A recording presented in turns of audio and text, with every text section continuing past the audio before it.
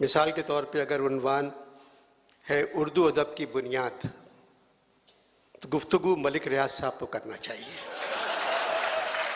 दोपहर में मैडम नूरजहां से मिलने गया, कहने लगी शाम में क्या कर रहे हो? मैंने बताया एक शाम मलका पुखराज के नाम। फिर मैडम ने कहा तेनू लाहौर में शाम गुजारने के वास्ते होर कोई नहीं मिला? जो खला हमारे अदीब शायर तनकीद निगार अदब में पैदा कर गए हैं वो बिरयानी से पुर नहीं हो सकता। आर्ट काउंसिल के दावतनामे में लिखा हुआ है, आपसे दरख्वास्त है कि हमेशा की तरह इस कॉन्फ्रेंस में ज़रूर अपने बच्चों के हमरा शरीक हो। बच्चों के लिए इस कॉन्फ्रेंस में फ़िक्शन के बदलते कालिब, सियासी तगय्युरात, मासर अफसाने के रुझानात, रिवायत और नया शायरी मंजरनामा, चे मस्ताना मी रवद, नए समाजी ज़राए और इब्लाग की सूरत हाल जैसे दिलचस्प प्रोग्राम रखे गए हैं। यहाँ के बड़े इन उन्वानों से वाकिफ़ नहीं तो बच्चों को बुलाना नहीं चाहिए था, मगर अहमद शाह साहब की मजबूरी थी। यहाँ अदब तो पैदा होना बंद हो गया है, सिर्फ बच्चे पैदा हो रहे हैं। इसलिए इस कॉन्फ्रेंस में उनका आना ज़रूरी था। 9 साल से अहमद शाह साहब का खुतबा इस्तक़बाली आप लोग सुनते चले आए हैं और हर साल ये समझते हैं कि ये आखिरी खुतबा होगा। मुसलमानों में आखिरी खुतबे की जो अहमियत है वो क़यामत तक बरकरार रहेगी, मगर मुझे लगता है यहाँ के लोगों का अहमद शाह से मोहब्बत भी क़यामत तक बरकरार रहेगी।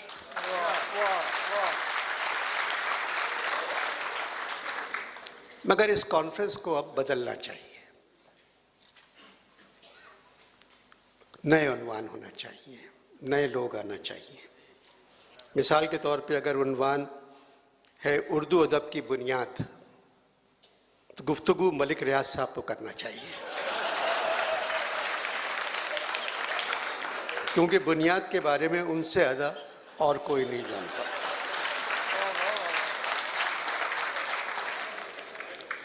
मलिक रियाज एक मरतबा आर्ट काउंसिल आ गए तो इमारत भी ठीक हो जाएगी और नया थिएटर भी बन जाएगा। पाकिस्तान टेलीविज़न लाहौर ने मलका पुखराज को एक प्रोग्राम में बुलवाया जिसका नाम था एक शाम मलका पुखराज के नाम। इस प्रोग्राम का मेज़बान मैं था। उसी दिन दोपहर में मैडम नूरजहां से मिलने गया, कहने लगी शाम में क्या कर रहे हो? मैंने बताया एक शाम मलका पुखराज के नाम।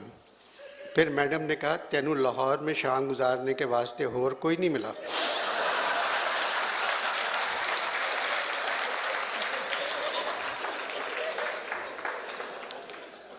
अहमद शाह साहब ने भी आज मेरे प्रोग्राम का नाम एक शाम अनवर मकसूद के नाम रखा था। मुझे नूरजहां की बात याद आ गई और अहमद शाह से कहा आप प्रोग्राम का नाम बदल दें।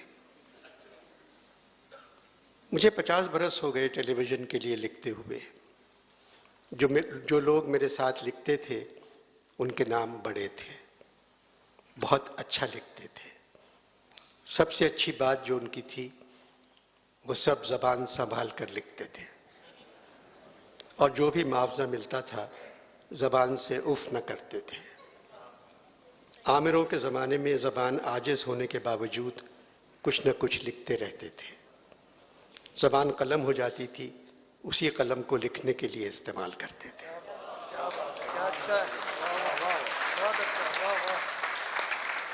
4 दिन से आप सब यहाँ मौजूद हैं।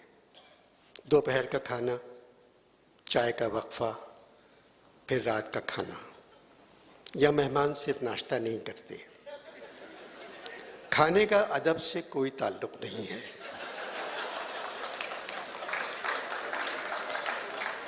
मगर लोगों को खाने का अदब आना चाहिए।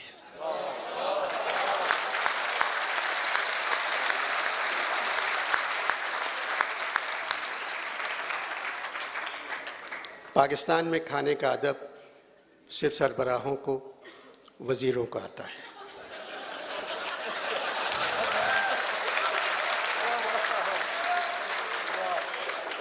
वो खामोशी से खाते हैं,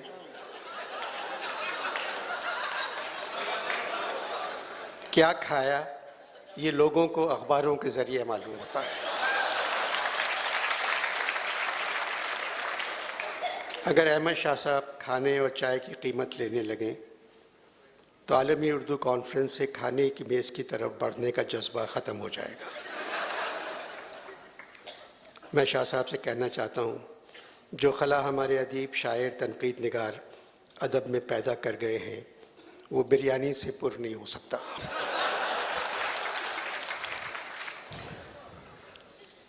फैज़ और अमन आलम के दौरान बिरयानी की देग के ढक्कन की आवाज़ ने अमन आलम में तशद्दुद पैदा कर दिया।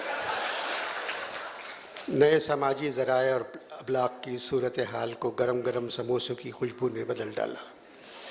गालिब से इकबाल तक नुमानुल हक के लेक्चर के दौरान एक साहब पकौड़ों की खुशबू सूंघ कर चिमस्ताना मीरवत कह के उठ गए। पुलाव का भपका नई दुनिया और नए अदबी तकाज़ों में शामिल हो गया। अदबी महफिलों में ऐसा होता चला आया है और ऐसा ही होता रहेगा। अगर ऐसा ना हो तो सिर्फ पीरज़ादा सलमान आपको एक कुर्सी पर बैठे नज़र आएंगे। 9 साल से आप लोग आलमी उर्दू कॉन्फ्रेंस में अदीबों और शायरों की गुफ्तगू सुनने आ जाते हैं। मैं अहमद शाह साहब की जगह होता तो आलमी का लफ्ज़ हटा देता, सिर्फ उर्दू कॉन्फ्रेंस लिखता। धोती प्रसाद ने भारत के अदीबों को तो मना कर दिया, आपने सिर्फ वीडियो लिंक देखा उनका। अब रह गए सिर्फ हमारे अपने अदीब और शायर। बकौल मीर, मशहूर हैं आलम में तो क्या, हैं भी कहीं हम। 9 वर्षों में अहमद शाह नहीं बदले, उनकी अदब और आर्ट से मोहब्बत नहीं बदली, उनका खलूस नहीं बदला।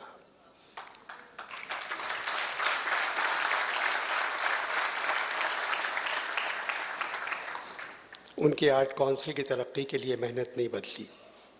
और हैरत की बात है, अहमद शाह की इतनी मसरूफियत के बावजूद उनकी बेगम भी नहीं बदली।